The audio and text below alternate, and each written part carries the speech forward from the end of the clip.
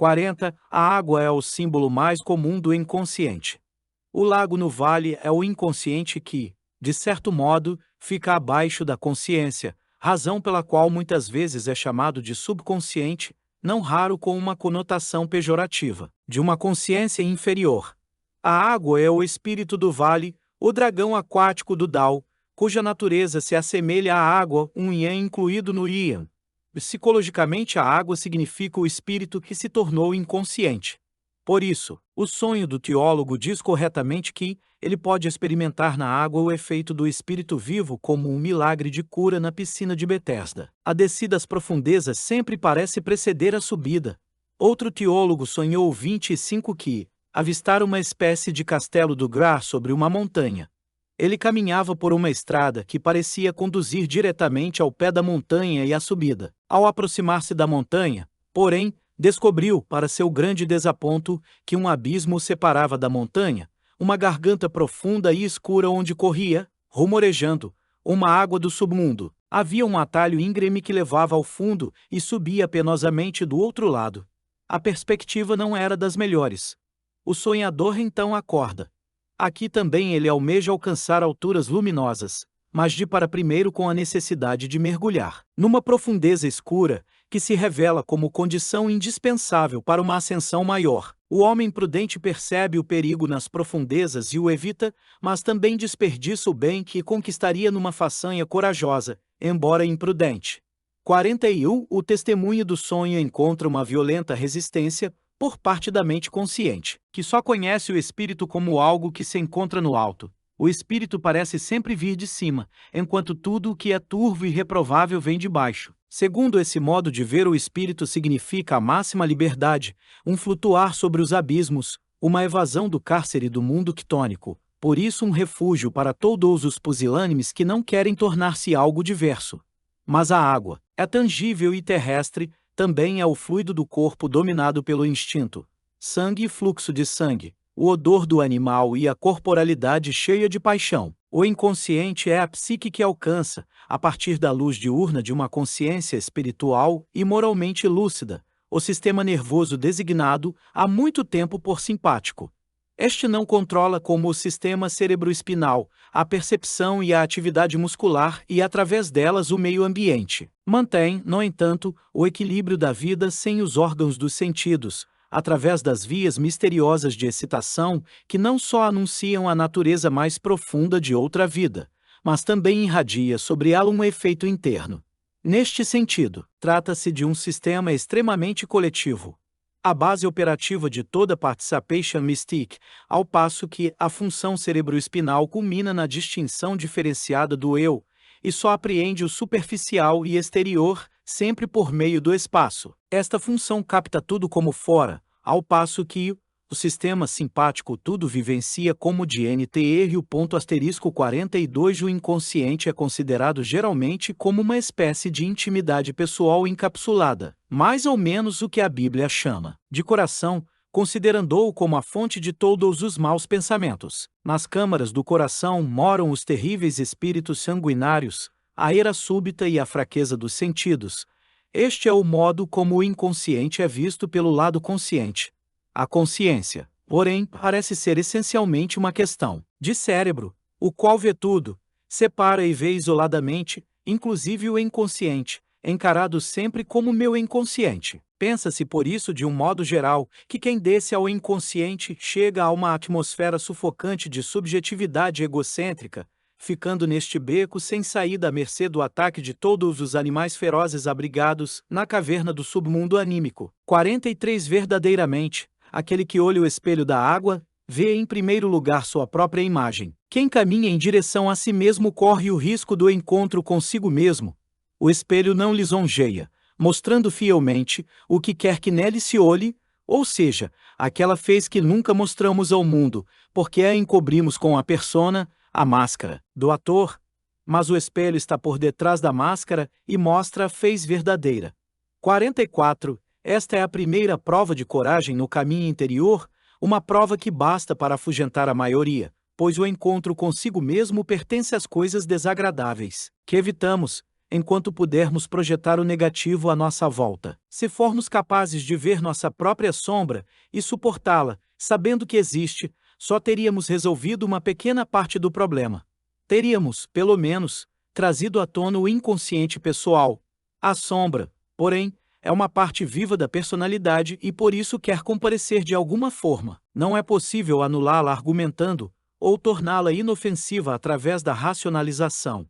Este problema é extremamente difícil, pois não desafia apenas o homem total, mas também o adverte acerca do seu desamparo e impotência.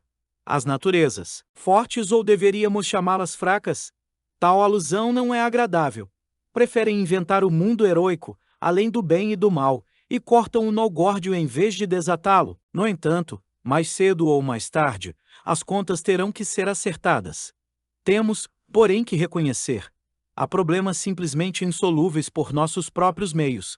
Admiti-lo tem a vantagem de tornar-nos verdadeiramente honestos e autênticos. Assim se coloca a base para uma reação compensatória do inconsciente coletivo. Em outras palavras, tendemos a dar ouvidos a uma ideia auxiliadora, ou a perceber pensamentos cuja manifestação não permitíamos antes.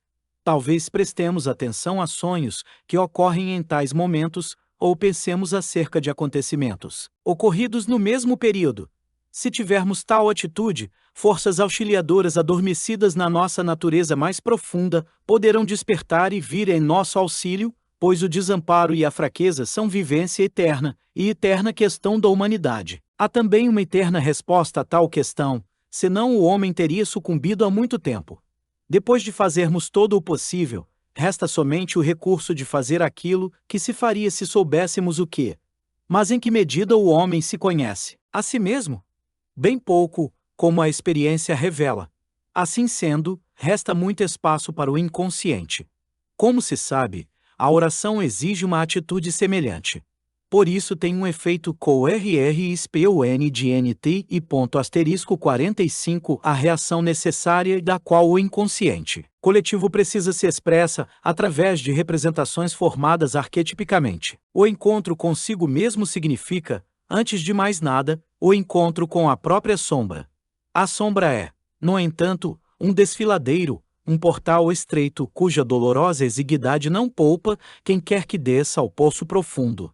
Mas, para sabermos quem somos, temos de nos conhecer a nós mesmos, porque o que se segue à morte é de uma amplitude ilimitada, cheia de incertezas inauditas, aparentemente sem dentro nem fora, sem em cima, nem embaixo, sem um aqui ou um lá, sem meu nem teu, sem bem, nem mal. É o mundo da água, onde todo vivente flutua em suspenso, onde começa o reino do simpático, da alma de todo ser vivo, onde sou inseparavelmente isto e aquilo, onde vivencio o outro em mim, e o outro que não sou, me vê e vê e NC e *46, o inconsciente coletivo é tudo, menos um sistema pessoal encapsulado, é objetividade ampla como o mundo e aberta ao mundo. Eu sou o objeto de todos os sujeitos, numa total inversão de minha consciência habitual, em que sempre sou o sujeito que tem objetos.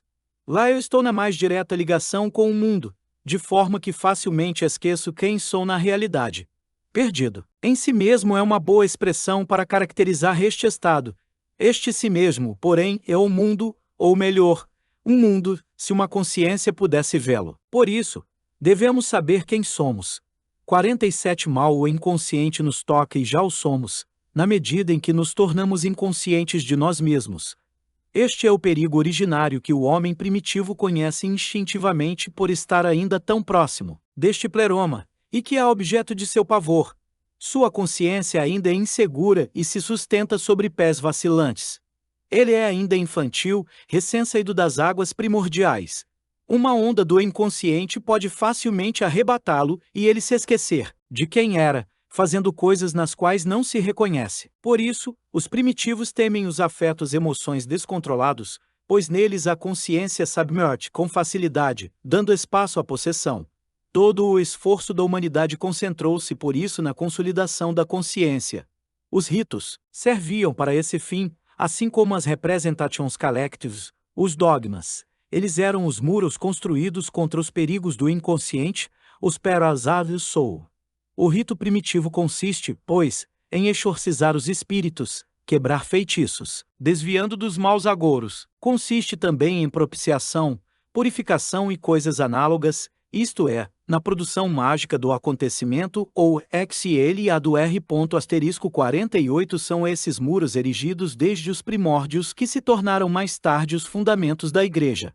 Portanto, são estes os muros que desabam quando os símbolos perdem a sua vitalidade.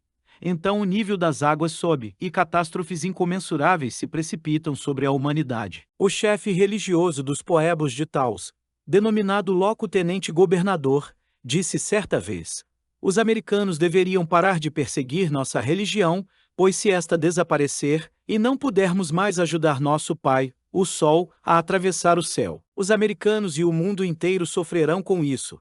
Dentro de 10 anos, o Sol não vai mais nascer.